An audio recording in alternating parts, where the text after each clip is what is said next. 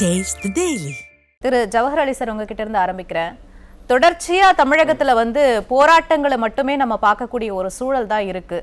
இவ்வளவு போராட்டங்கள் ஏற்படுவதற்கு காரணம் என்ன? இந்த மக்களுக்கு ஏமாற்றம் தான் மிஞ்சியதா? இல்ல, ஜனநாயக நாட்டுல அதுவும் ஜனநாயகத்துல போராட்டம் என்பது அங்கீகரிக்கப்பட்ட ஒன்று. பல்வேறு வகையில உரிமைகளுக்காக போராடுவாங்க, பல்வேறு பிரச்சனைகளுக்காக போராடுவாங்க.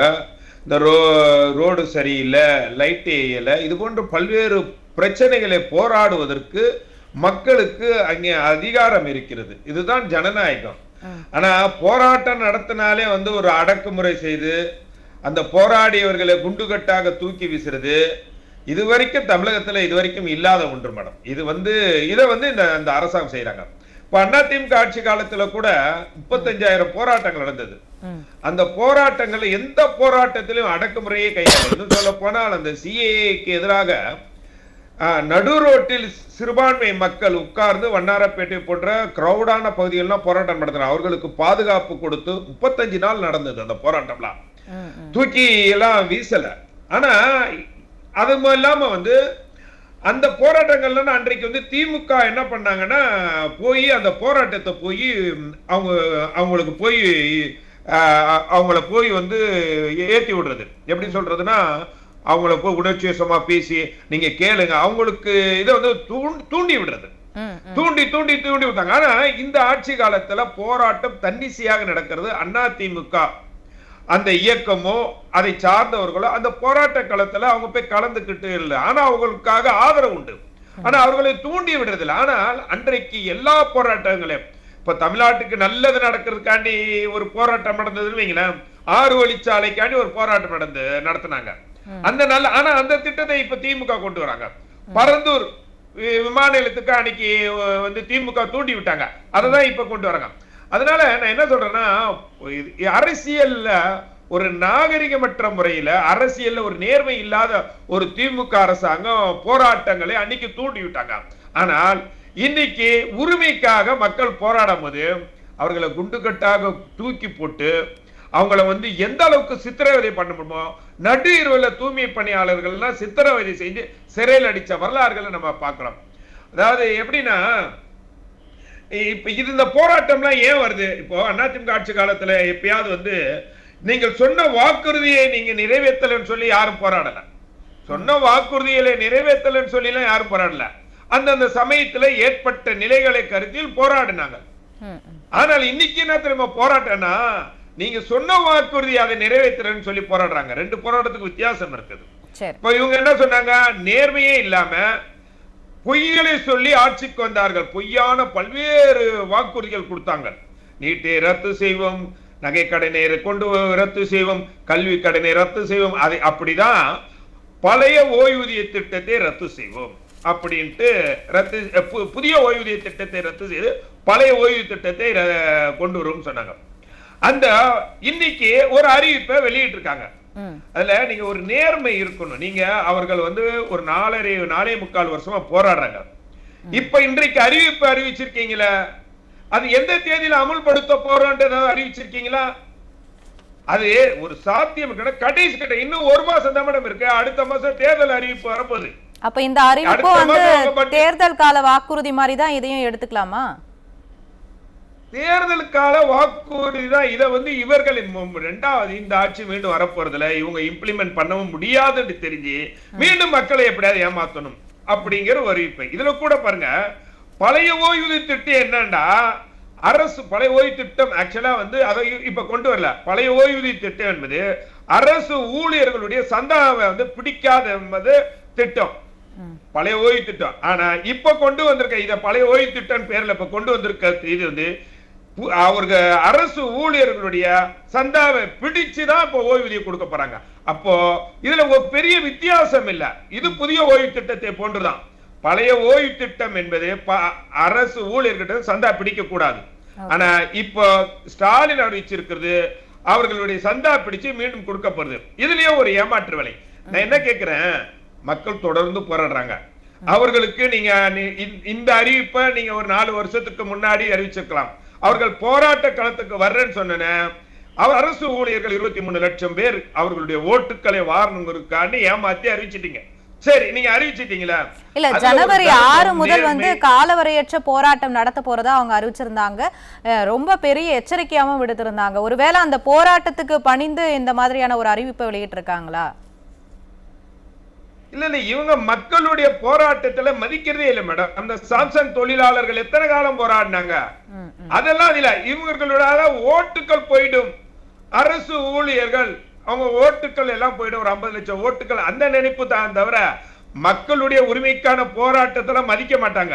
அதுல நீங்க பாத்தீங்கன்னா இந்த இவர்கள் அறிவிச்சிருக்க அறிவிப்பின்படி 13,000 கோடி ரூபாய் ஒதுக்கணும். தமிழ்நாட்டுல ஏற்கனவே 5 லட்சம் கோடி கடன். எவ்வளவு? 5 லட்சம் கோடி கடன்ல போய்கிட்டு இருக்கு. இந்தியாவிலே அதிகமா கடன் வாங்கிய மாநிலம் தமிழ்நாடு. இந்த கடனுக்காக வருஷத்துக்கு 75,000 கோடி ரூபாய், எவ்வளவு? 75,000 கோடி ரூபாய் இந்த அரசாங்கம் செலுத்திட்டு இருக்கு.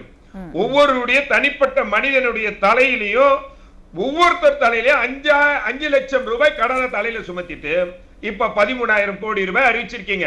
நாங்க வரவேற்கிறோம். நீங்க கொடுக்க கூடாது, நாங்கள் இன்னும் அவர்கள் நீ சரியான முறையில் இன்னும் அதிகமாக கொடுக்க வேண்டியது அதிமுக கோரிக்கை. ஆனா இந்த 13,000 கோடிக்கு நீங்க நிதி வருவாயை நிர்வாக திறமையற்ற இந்த அரசாங்கத்தால ஒரு வரி அந்த வருவாயை பெருக்குவதற்காக என்ன திட்டத்தை வச்சிருக்கீங்க? சொல்லுங்க, என்ன திட்டத்தை வச்சிருக்காங்க? அப்போ மேம்போக்கா ஒரு அறிவிப்பு அறிவிச்சுட்டு கடன் மேல கடனை வாங்கி இன்னைக்கு ரிசர்வ் வங்கி சொல்லி இருக்கக்கூடிய அந்த வரையறையெல்லாம் தாண்டி போனதுக்கு அப்புறம் தமிழ்நாடு திவாலான மாநிலம் ஆக்கி நீங்க இப்படியே ஆட்சி வரணுங்கிற நினைப்பு தானே உங்களுக்கு?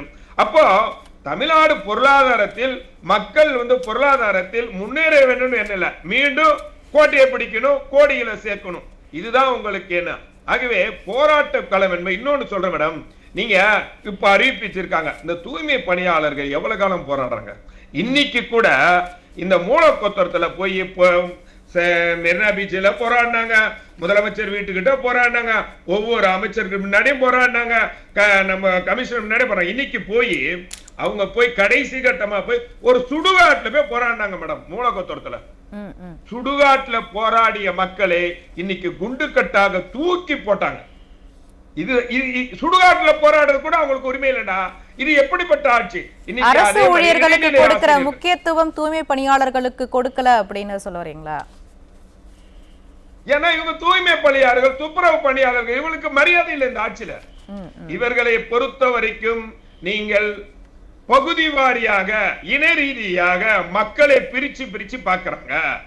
நீங்க ஒரு என்ன தூய்மை பணியாளர்கள் என்ன மேடம், அவங்கள நீங்க திடீர்னு வேலை எடுத்து எப்படி ஒரு மனசாட்சி இருக்கு வேணாமா இந்த அரசாங்கத்துக்கு? வேலை எடுத்துட்டு நீ வேலை செய்யறதா இருந்தா 25,000 ரூபாய் அங்க சம்பளத்தை 15,000 ரூபாய் வாங்கிக்கணும்னு சொன்னா எந்த வகையிலே நியாயம்? அவங்களை எல்லாத்தையும் வேலை எடுத்துட்டு உரிமைக்காக போராடுறாங்க, அவங்களை எந்த கண்டுக்கிறது இல்ல, அவங்க எந்த போராடுறதுக்கு உரிமை இல்ல, பேசல. இதே அரசு ஊழியர்கள் போராட்டம், அவங்க மேல நீங்க இது போன்ற நடவடிக்கை எடுக்க முடியுமா? நான் கேட்கிறேன். அதுல அவர்கள் செக்ரட்டரியேட்ல போன் பண்ண போராடுறாங்க, குறிப்பிட்ட அவங்க அலுவலகம் முன்னாடி போராடுறாங்க, அந்த உரிமை இருக்கு. ஆனா நீங்கள் தூய்மை பணியாளர்கள் போராடுறதுக்கு உரிமையை நீங்க கொடுக்கல. அவங்க கடைசி கட்டமா இன்றைய போய் சுடுகாட்டுல போய் போனாங்க மேடம், மயானத்துல போராடுறாங்க. அந்த மயானத்துல போராடுறது கூட அனுமதி இல்லாம இன்னைக்கு தூக்கி போடுறீங்க. இதுதான் அவலட்சணமான நிர்வாக திறமையற்ற, அதாவது சொல்றேன், மக்களை பிரித்து பார்த்து இந்த அரசாங்கம் அவர்களுக்கான சலுகைகளை செய்து அடித்தட்டு மக்கள் அடித்தட்டு மக்களாக இருக்கணும், பட்டியலின மக்கள் பட்டியலின மக்களாகவே இருக்கணும், அவர்களுக்கு உரிமையை கொடுக்கவே கூடாது என்று. இப்ப போராடாத துறையே ஒன்று இல்லை அப்படின்ற அளவுக்கு தான் சொல்லணும். எல்லா துறையினரும் போராடிட்டாங்க, எல்லாருமே கொடுத்த வாக்குறுதியை நிறைவேற்ற கோரிதான் போராட்டம் பண்றாங்க. இதற்கிடையில தூய்மை பணியாளர்களுக்கு 3 வேளை உணவு தருகிறோம் சொல்றது, இப்ப இந்த அறிவிப்பு அரசு பணியாளர்களுக்கு அறிவிப்பு வெளியிட்டது, 10 லட்சம் மாணவர்களுக்கு லேப்டாப் கொடுக்கப்படும் அப்படின்னு ஒரு அறிவிப்பு வெளியிட்டது, இதெல்லாம் போராட்டத்தை நீர்த்து போக செய்ய ஒரு செயலா இல்ல உண்மையாவே செயல்படுத்தக்கூடிய ஒரு செயலா? மேடம் நீங்க என்ன மேடம் இத்தனை வருஷமா லேப்டாப் கொடுக்கல?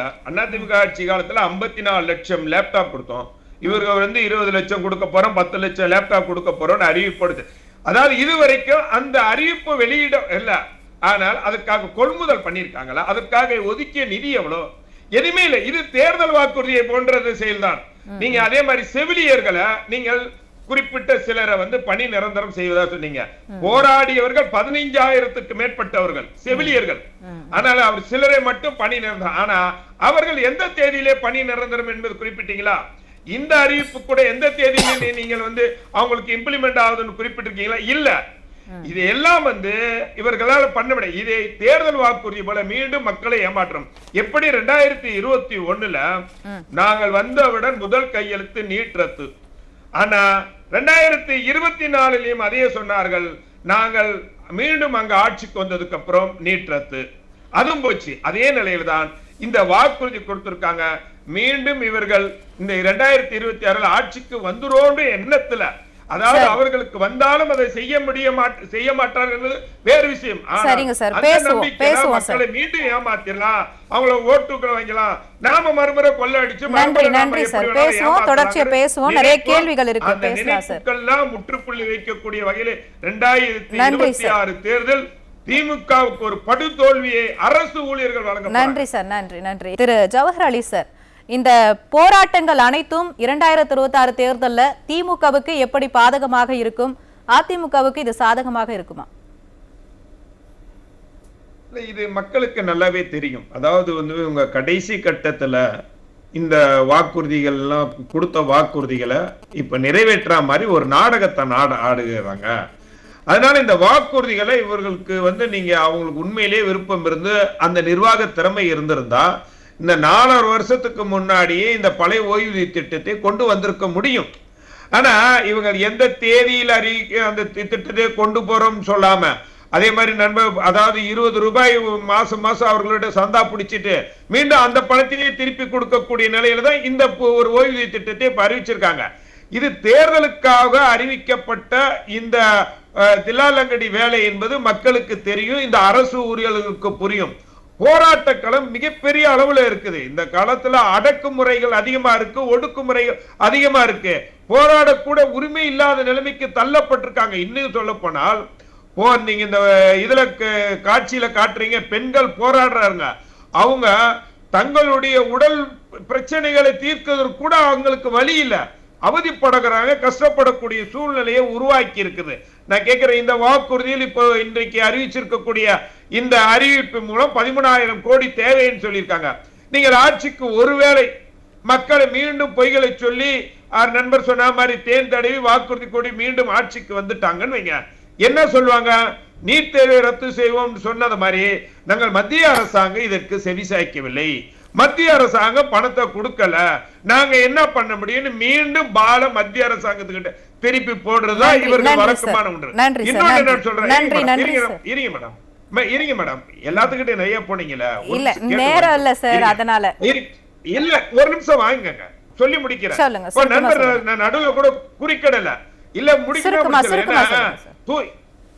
தூய்மை பணியாளர் வந்து இவர்கள் கொடுத்த வாக்குறுதி என்ன, மோகன் சார் சொன்னதுக்கான பதில் சொல்றேன். தூய்மை பணியாளர்களை பணி நிரந்தரம் செய்வோம் சொல்லிதான் வாக்குறுதி. ஆனால் அன்றைய காலகட்டத்தில் அதிமுக ஆட்சி காலத்திலும் இப்படிதான் நடந்தது.